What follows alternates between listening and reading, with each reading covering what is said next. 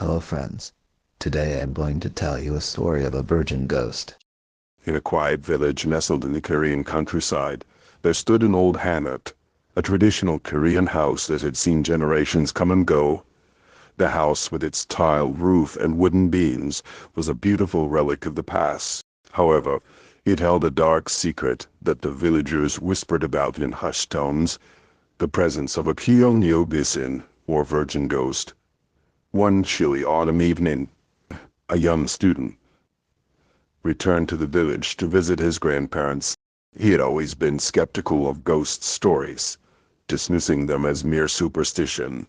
His grandparents' old house, where he was staying, had an eerie atmosphere that only seemed to intensify at night. On his second night there, he decided to take a walk through the village. The moonlight bathed the old house in a ghostly glow, casting long shadows across the courtyard. As he passed by the house's abandoned wing, he felt a sudden drop in temperature, making him shiver despite his thick jacket.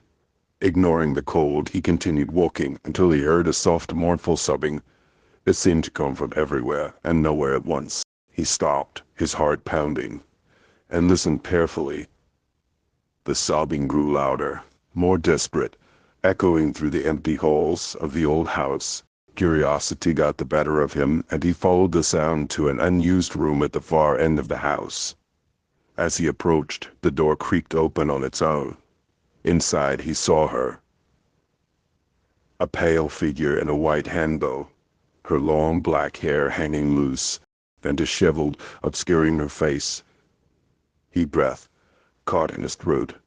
He wanted to run, but his feet felt rooted to the spot. The ghostly woman slowly lifted her head, revealing hollow, sorrowful eyes that seemed to pierce through him. "Am I beautiful?" she whispered, her voice a haunting echo. Fear gripped him, but he remembered the stories his grandmother had told him. He knew he had to be careful with his response. "Yes, you are," he managed to say, his voice trembling. The ghost's expression remained unchanged as she took a step closer. "Am I beautiful now?" she asked again, her voice filled with anguish as she revealed her pale, gaunt face. Him struggling to keep his composure. He couldn't scream or show fear. "You are, but you seem so sad. What can I do to help you find peace?" he asked, hoping to appease her spirit. The ghost stopped, her eyes softening slightly. She began to tell her tragic story. She was once a young woman named Anhe, betrothed to a man she loved deeply.